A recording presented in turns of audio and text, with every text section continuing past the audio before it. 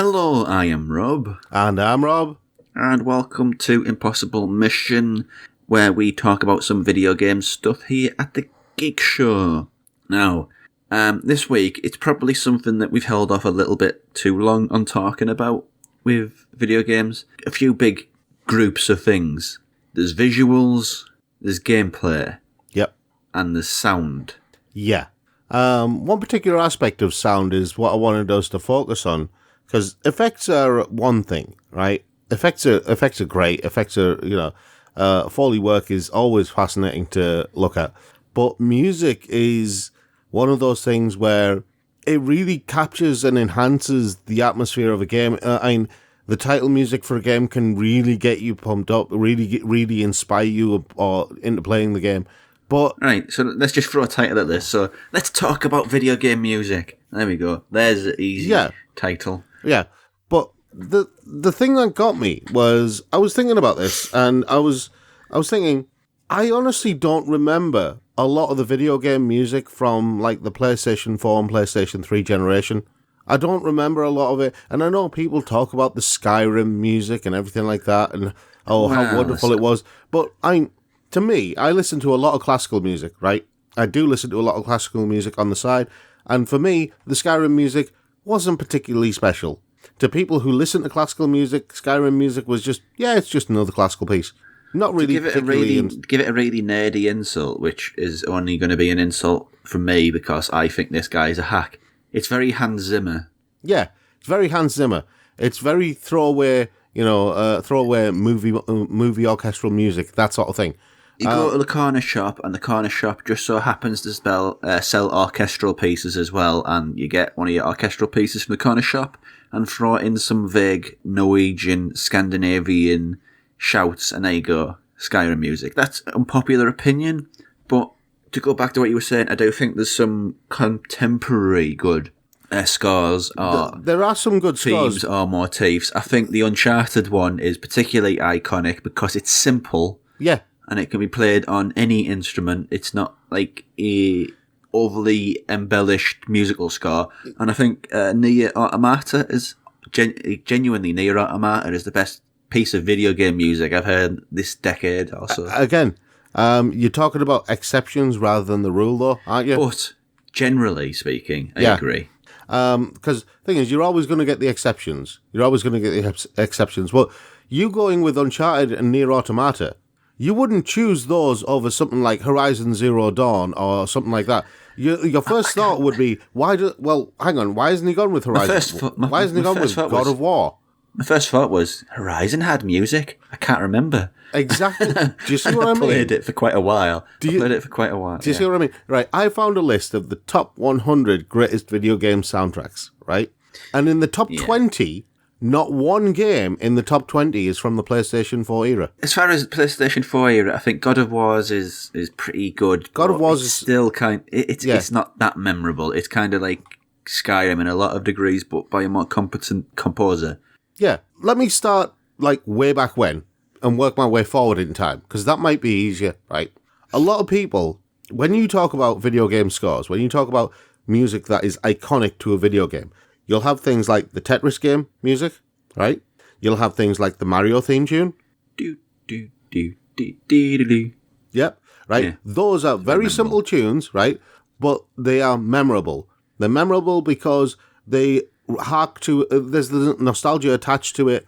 There's, they hark back to... And weirdly, I remember the Sonic music when he was drowning. Yeah. I think that must have happened a lot when I was playing Sonic as a kid. It probably did. But then, if you spin on a little bit, you get to something like Final Fantasy VII. What does everyone remember from Final Fantasy VII? They remember the victory music. That's what they remember from Final Fantasy VII. And something like Sephiroth's tune or Aerith's tune or whatever it was. I don't really remember anything from Final Fantasy, to be honest. You know that. I think I finished the first disc and then just got bored of it. Most Final Fantasy VII fans will remember that that simple piano music. No,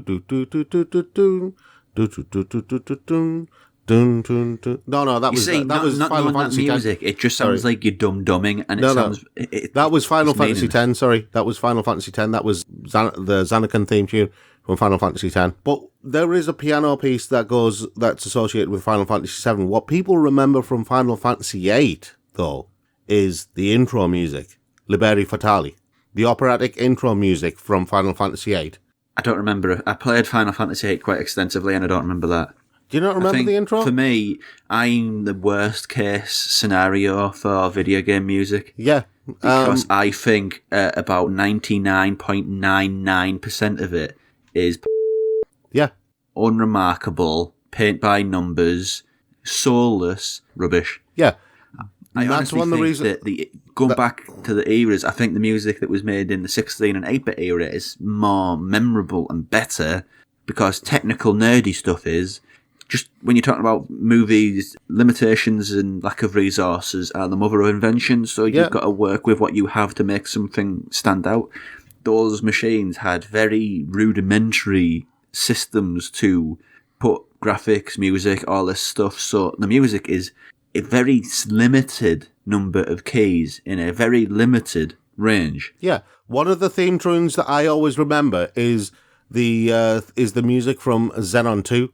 Right, Xenon 2 was a shoot 'em up by the Bitmap brothers that was out on like the Commodore Amiga and that, and I remember that theme tune because it was quite literally it was adapted from an actual music track. It was adapted from Into the Dragon by Bomb the Bass, right? And they actually applied that to music. It was one of the first times I'd ever seen an actual pop song turned into a video game score, and I'd never seen that ever in video games. For a long time, the music in video games wasn't actual music. It was what they could do with the engine. Exactly. Most of the engine was given over to the game and the gameplay and the graphics. Exactly. I mean, one of the reasons I brought up Liberi Fatali was because it was one of the first times that people had seen in video games, people had actually seen a proper operatic cinematic introduction done that was basically done in a way to get you excited for the game. You could have used that as a trailer for the game on pretty much any platform. Going back to the basic stuff though, I honestly believe Nintendo were the masters of it. Absolutely, 100%. Nobody could come close. That basic, memorable hooks, basic hooks. Yep. Yeah. Nintendo were masters of it for the consoles, but as I keep saying... yeah, that's what I'm saying. As I keep saying, there's a lot of video game music that people will remember, but they won't remember where they remember it from, and the reason why they don't remember is because it was probably on a Commodore 64 or a ZX Spectrum or a Commodore Amiga or something like that, and everyone's forgotten about those. Yeah, but I think the biggest problem with a lot of modern video game music is one word. Graphics. Do you know what that word is? Graphics. No. Do you want another swing? Or am I going to have to put you out of misery? Well, I'm not. I refuse to be taken out the back like Old Yeller. Well, it was always going to happen one day, Rob. So it might as well be today. So you're not going to guess, are you? Commercialism, consumerism, no, capitalism. No, you're going way too big and broad. Is it an ism? Cinematic. Cinematic. Oh God, yeah. Everything has to be cinematic. Do you know the prime example of what you're talking about is when they do the trailers and they always say the cinematic trailer. Yeah, well, it was a terrible trailer and terrible music, but I can't remember which Final Fantasy it was, but it had like some crap pop star like Leona Lewis or something. It was Final Fantasy 13. It was Leon Lewis, you're right. Yeah, nothing cinematic about that. That's just sort of disposable guff pop music. Yeah, but they used it, and credit to Square Enix. Reaction. credit to Square Enix. They stuck to their guns, and it's fine. I'm not the biggest fan of Final Fantasy 13. I think it's a story that could have been told on one disc rather than 3 games. But, but I remember that about it. I remember that. I remember that much. But then again, I'm also the brain that remembers Final Fantasy X2's variety of pop songs. You see, here's another sort of relating it to movies. There's this thing in modern horror cinema where everybody uses synth. Yes. And when everybody uses synth, it's all the same. It's all the same, baby. It's all the same. It's the same with cinematic orchestral scores. When everybody uses it, it's all the same. To jump back to movies, what really impressed me was a certain Japanese filmmakers in the 1960s who used jazz, and I was like, whoa, this sounds different. Yeah. I like this. But video games, sorry, don't have that. Everything is just, here is all of the cinematic stuff, and I can't remember any of it because it's all the same. Do you know the interesting thing about what you just said there about the jazz, right? I don't like jazz, just to say that. I don't like jazz, but when it's a palate cleanser, I do like it. Right. When you're looking at, say, anime theme tunes, right, what is the number one theme tune that everyone knows from anime? Oh, I don't know. That's a big question. No, it's probably the Dragon Ball one. No, it's you know it as well. It's Tank from Cowboy It's Tank from Cowboy Bebop. I wouldn't say everybody. Everybody of a certain generation. You know, it depends who you're asking. No, quite literally, the majority of people who listen to who basically have any relationship with. Yeah. It's basically just pure jazz, isn't it? Yeah. But that's the thing. That's my big problem with video game music. And it's created this little mini industry in the before times, before 2020, where you had like major concert halls with many-piece orchestras playing the music, the Final Fantasy, whatever. See, the thing is, again, sometimes that works, right? Certain pieces can work as an orchestral piece. I don't want to pay for an orchestra to play the Mario theme tune. I'm not paying for that. It's disrespectful. That's not the spirit of what those games are made. Exactly. I think if you're a musician and you want to play the Mario theme tune, that's on you. You've made that choice. That's fine. Okay. But if you're a professional musician and you're being told, look, you're going to get paid for playing this bunch of theme tunes, and the finale piece, the big piece of the night is the Mario theme tune. You're going to think, what? This is not taxing me in any way. I'm not being challenged as a musician. And you're not being challenged as a professional musician. You want to take pride in your work. Yeah. And I'm not saying the Mario theme tune is nothing pride worthy because it's lasted so long. It's obviously got its own place in history, but it's not really a taxing theme tune. It's like me learning to play the EastEnders theme tune on the keyboard at school. My teacher insisting that the only music he'll ever teach us is Abbott on the keyboard. Yeah. He ruined my love of music, as a performing music anyway, that son of a... I actually remember the keys for the EastEnders theme tune. That's how much it drilled into us. C, D, E, F, G, A, F. That's the EastEnders theme tune. Oh, wow, he really did that a lot, didn't he? But I think we have to be positive here. We have to spin this around. It can't all be negative. It can't all be talking about how video game music is essentially one note. Well, no, that's, again, one of the reasons why... There has to be an exception. There are exceptions. That's why I mentioned stuff like Liberi Fatali, the Final Fantasy stuff. Those are things that people remember.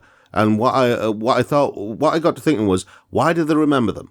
Why do you remember the Uncharted theme tune? Why is it that that other theme tunes, we remember them, whereas we forget other things?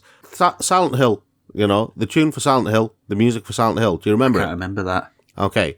But then again, that's a product of Silent Hill kind of being vacant, isn't it? It's disappeared for a long time. Yeah.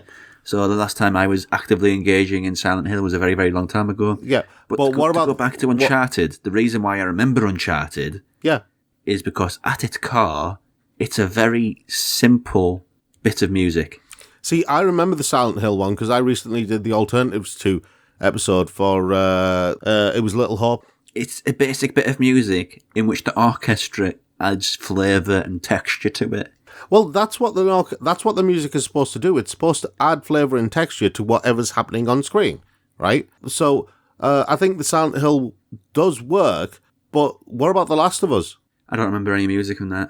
There was very minimal pieces of music on The Last of Us. But then again, that was kind of by design, wasn't it? Yeah. Here's the thing. Kind of related to movies again, but there was a horror movie from a few years ago called The Quiet Place. Yeah. And the whole point of A Quiet Place is it's quiet. Yep. You can't make any noise. Yep. And I think it's this one of these pretentious things. It's not the keys you do play, it's the keys you don't play. And I think in The Last of Us, Part 1 at least, I've not played 2, probably not gone to either, but in The Last of Us Part 1, it's minimal. Yeah. But by the same tone, I think Red Dead Redemption 1 is a masterpiece of not using music, because when it finally comes in, and you finally make that long trek back home and the music kicks in, it's beautiful. See, that's the thing. It's a beautiful moment. I was actually going to bring up Red Dead Redemption as being included in kind of that category of, they don't use it on purpose. It's Bear McCreary, and Bear McCreary does great sort of music within that world. Well, Bear McCreary did the God of War soundtrack as well, didn't he? Yeah, he did, yeah. Again, that's one of the ones that I do kind of remember. But, I mean, when you think about games like Resident Evil, Resident Evil 4 had a very specific soundtrack, a very specific musicality to it that was very different to the first section of games. One thing I never remember from Resident Evil is its music. Resident Evil 4 was one of those ones where they had like the intro theme tune when they had like the title screen, and then a lot of it was kind of music free as well. Yeah, going back to that point, I was just thinking there, I made that comment about a lot of music for movies is the same, but those Japanese movies from the 1960s had this jazz score which was just so liberating. Yeah. That made me think of Bully. Okay. Canis Canem Edit, it was also known as. And if I was going to put money on anything being my favourite bit of music from any video game ever, it's Bully. It's the main theme from Bully. Yeah, I can see that. I don't know. I think it goes back to what I was saying about Uncharted, though. It's that very, very simple composition at the heart of it, but it's not about creating mood. When it is creating mood, it's just not the same mood as everything else, which is, this is epic. Check out this epicness. This is epic. Bully, it captured that sort of cheekiness of school. Yeah, in the music, which creating epic's easy. You just need whomps and straining scores of like a orchestra, or just lots of dubstep. That's not true, but some people think it is. Yeah, that's why I said it. Creating specific moods is the work of artists. Yeah. Creating generic sort of epicness is dull. Okay, so here's a question. How much of a piece of music from video games do we associate with particular events of a game? The reason why I'm asking that is because Final Fantasy X, right? And I've spoken to a lot of people about this. Final Fantasy X, the first few bars of To Zanarkand, that song that I did earlier. I've never played Final Fantasy X, to be honest, so it's just all noise to me. For a lot of people who played Final Fantasy X, it was basically because there's the big ending of Final Fantasy X, which, so for a lot of people who haven't played it, I'm not going to spoil the ending. There's a big fish. Hey? There's a big fish, Rob. Yeah, Final Fantasy X is the game that I regard as one of the most depressing Final Fantasy games ever made. And that's because a lot of the game is literally doom, gloom, death, and despair, which is why they went completely the other end with X2 and made it Charlie's Angels. Because they literally got told, do not make Final Fantasy X again. Maybe they have with 16, who knows, we'll see that. It looks pretty depressing. It looks pretty depressing, but Final Fantasy X is one of the most depressing outside of, say, 6 and possibly 4. But a lot of people who played 10 really liked the game. And I'll be honest, I have a soft spot for Final Fantasy X as well. And to this day, I can't hear the first few notes of To Zanarkand without thinking immediately that's Final Fantasy X, and without thinking of all of the things that happened in the game. Yeah. Right, and that's my point. How many pieces of music do you associate with a game that absorbed you that much? I spent 200 hours on Final Fantasy X. Honestly, none. Absolutely none. Because I'm going to say here, I don't respect video game music. Yeah, I'm not on about the video game music itself. No, but my point is, I love music as a medium. Yeah, I listen to it pretty much all day, every day when I'm working. Yeah. So I have like high standards, and when I made comments like most of video game music is generic epic, that surely paints an image of my opinion of video game music by and large. That's why I was asking about specific pieces of music associated with games. I kind of phase out. Okay. I phase out a lot of video game music. It's kind of like when you're playing FIFA and you've heard the commentary so many times, you just stop listening. Yeah, because, I mean, Blur's, was it Song 2, is the only music that I really associate with FIFA. Yeah, I mean, I'll admit, there was a feeder song which nearly made me get Gran Turismo 2. Yeah. I can't remember which feeder song it was, but yeah. Tony Hawk's had a lot of music in, didn't it? Yeah, I mean, Tony Hawk's is probably the biggest landmark for me musically, because Tony Hawk's is basically responsible for a lot of things in my life. My the style of clothes that I wear, the music that I listen to, and a lot of other things, and that's a big impact for a game to have. Yeah. But I mean, see, there's a weird thing that I've noticed during our conversation. All right. When it comes to, like, epic score, that sort of thing, the typical cinematic stuff. Right? Oh, yeah, and going back, I really digged how SSX Tricky used music, because it was like a really interesting remix on the gameplay. But so, in terms of kind of cinematic orchestral music, that's a bust. You and I both kind of agree on that anyway. And for me, a lot of the stuff coming out of video games is just common or garden orchestral music. That's all it is. I don't hear anything particularly special about it. Yes, I am the kind of guy who will listen to Classic FM by choice, right? Yeah, weird. Right. But by the same token, other forms of music that they try to apply to games, I've played plenty of games where they've applied a dubstep soundtrack, and I've found it annoying more than anything else. Well, that's a taste thing. I'm not saying you have to have taste like dubstep, because that's not true. Dubstep is awful, but you have to have the taste for that sort of thing.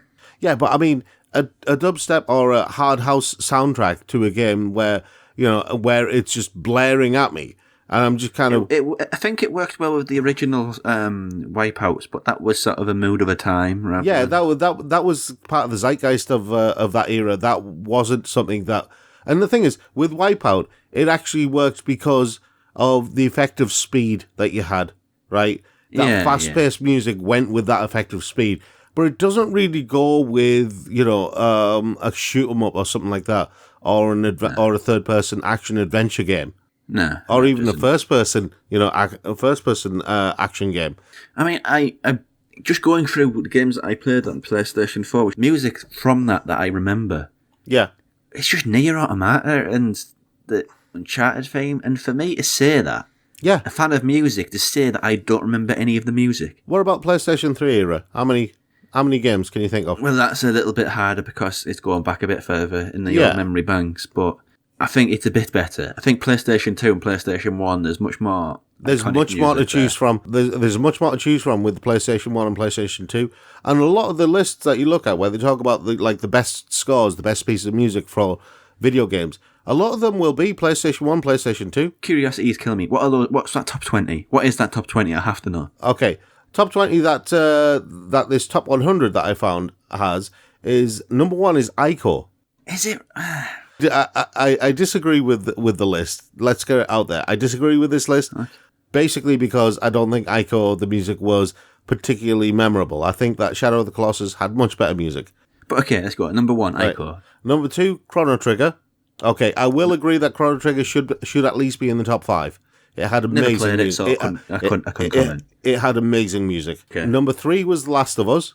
Yeah, because it had that sort of subtle, it doesn't want to be heard, so it's all very acoustic and exactly. thoughtful.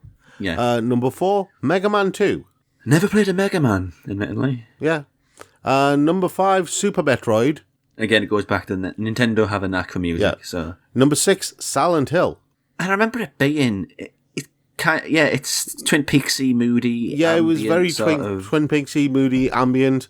But just repeating the same words that I said, but making them sound like you're on, you son of a bitch. No, do you know the weird thing is you saying it's very Twin Peaksy, moody, ambient.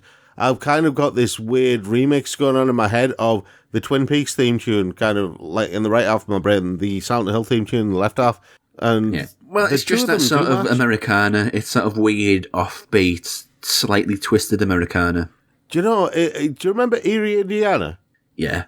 Are you asking a stupid question? I'm asking a rhetorical question because, of course, I know you know it. I adored Erie, Indiana. Yeah, still do. It's a shame they don't make it anymore. No, it's not. Leave it alone. Yeah. Leave it in the past. It's best there. Yeah. Number 7, Katamari Damacy. Number 8, Streets of Rage 2. Katamari Damacy is kind of big, goofy, playful music. Yeah. You remember that. It's not particularly good music, but it's very memorable. Oh, yeah. Because you just kind of go, what is it that I'm playing here? It's just the music is like the game. It's just bouncing off all the walls. Yeah. Number 9 is Portal. Never played a Portal. I didn't think the music for Portal was particularly memorable.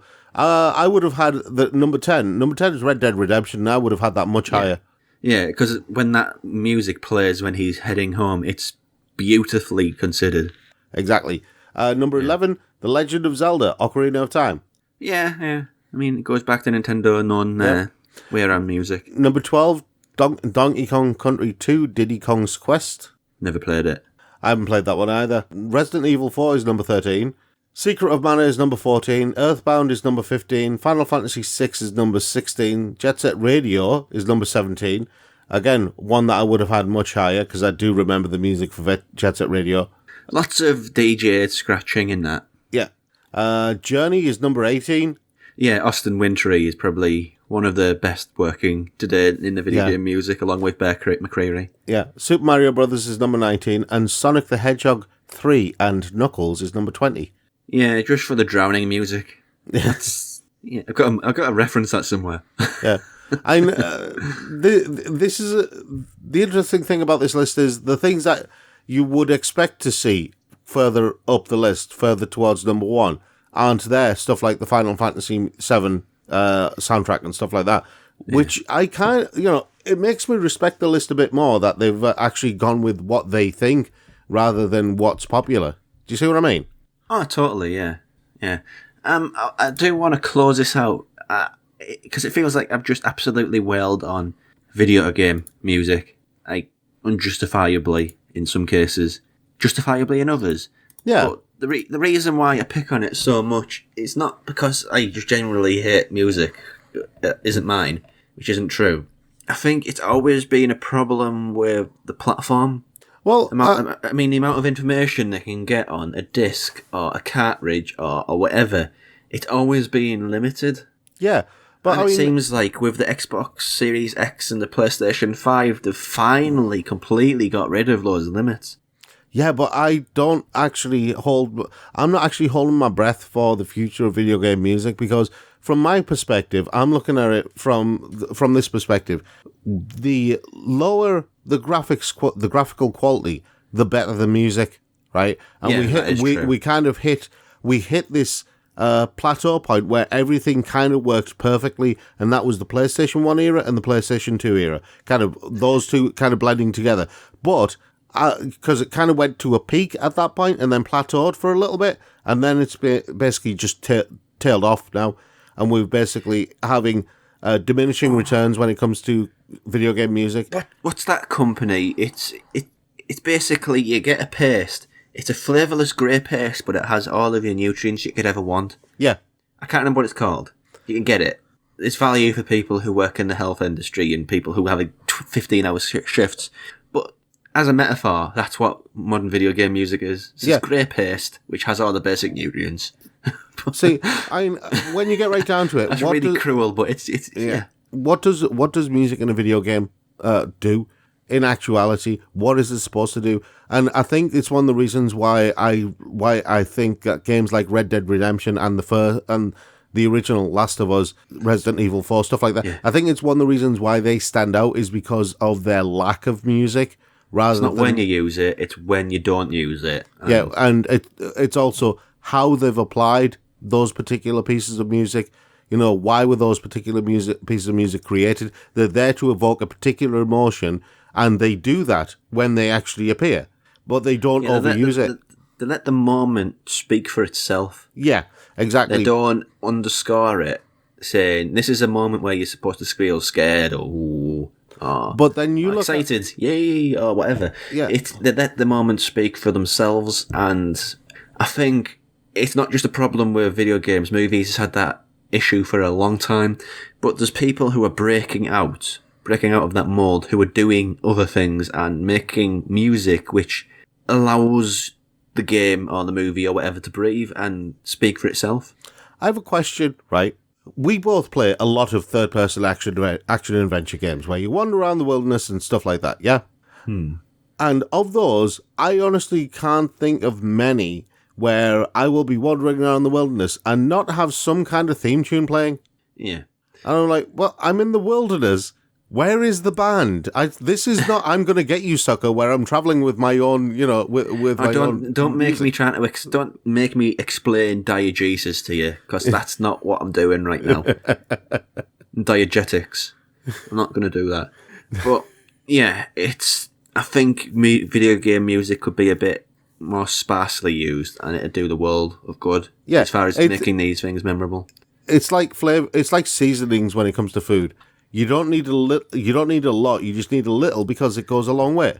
Yeah, if you have your food and you cover it, whatever it is, in garlic, mayo, tomato sauce, barbecue, salsa, whatever. Yeah, you don't like the food. You like the sauce. Yeah, you like the flavor of the sauces that you're used to, and that's what we're seeing a lot of in video game music. I mean, I would love for take Ghost of Tsushima for example. Right? Have you noticed how not one person has said the music is memorable? Well, I don't think that's relevant. I think I want to end this on a more upbeat point and just say one game that you played recently. Yeah. That you think the music is underrated in it. And the music is like a key point of it. That I played recently. I say recently over the last few years. Not just like last week. To be specific. I'll be honest, I know that you're critical of video game music in certain ways, but I think I'm... In all ways, Rob. In all ways. Yeah, I think I'm equally critical. I don't rate a lot of video game music. So we can't even end this on a positive note. Let me put it this way, right? Do you know one of the standout pieces of music for me for a while now has been the opening theme for the original Kingdom Hearts game, and the reason for that is because the song is actually by Utada Hikaru, who I actually quite like as a singer. She sings it in Japanese and in English, so there's a version in both languages, and the orchestral version actually works as a piece of music. Yeah, just let me qualify. I was like a programmer for music at a radio station, so I think I was exposed to an awful lot more music than just accepting what's ever in front of me. Yeah. I think if any time a video game ever uses reggae, I will love that game. Not because I like reggae, but because it's so different to anything else that's been used. Believe it or not, that's actually one of the reasons why the Jet Set Radio soundtrack sticks in my head, is because it was using mixes of a lot of different styles of music, including reggae.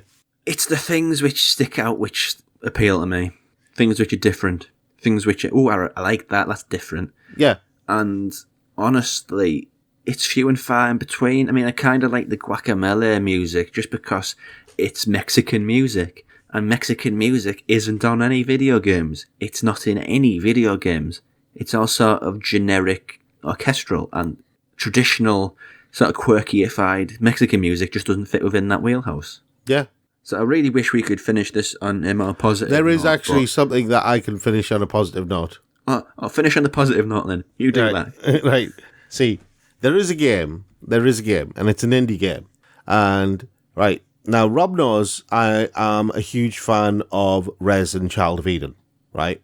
I think Rez and Child of Eden are two of the most interesting, innovative music-based games that have been made, and I absolutely adore the ideas behind them. And recently, I got to playing a particular game on the PS4, and you were the one who told me that I might not like this game, Rob. And then I saw what it was. I was like, no, this is totally my jam, because I'd heard about it before. I can't remember. Sayonara Wild Hearts. Okay. And the reason why I picked that one in particular is because music is a big part of the game. And the game literally is, you control it and you only have one button. So it harks back to my early days of playing video games where all we had was a joystick with one button, right? Now you try using that single button to do basically everything. Yeah, you see, you're setting me up for rampant innuendo, but I'm going to let you talk about what Sayonara Wild Hearts instead. But Sayonara Wild Hearts it's a delight of a game. It is literally, it ticks every single box that I have for this particular style of game. It's on rails for a lot of it, right? So you use the single button to control the different actions, but the music, because the music it changes from one encounter to the next. The actual style of music changes, and so it creates this weird composite effect for the entire game, and I kind of love it for that. That's okay. That's cool. Okay, so on that positive note, I wish more games were like Sayonara, Wild Hearts, and Res and Child of Eden. Anyway, right. So let us know what you think. What are your favorite pieces of video game music? Do you agree with us? Do you disagree with us? And if you do disagree with us, let us know why. We are always interested in finding out what people think. Yeah, I mean, I'm an insufferable music nerd, so I'm not a good case here. Anyway, if you like the video, then give us a thumb, a sub, or a bell. And if you want to see more videos like this, then please support us on Patreon. The details are in the description. Yes, re-recording a little outro sting here. Well, usually Impossible Mission drops every Thursday, but with Christmas coming, the schedule's being kind of made a bit more goofy than it usually would be. So instead of that, it's going to be a little bit later. It'll be in the gap between Christmas and New Year, and the episode will be looking forward to 2021 and the games that are coming up then, but not the obvious ones. Never the obvious ones. So, until then, thanks for watching and have a safe Christmas.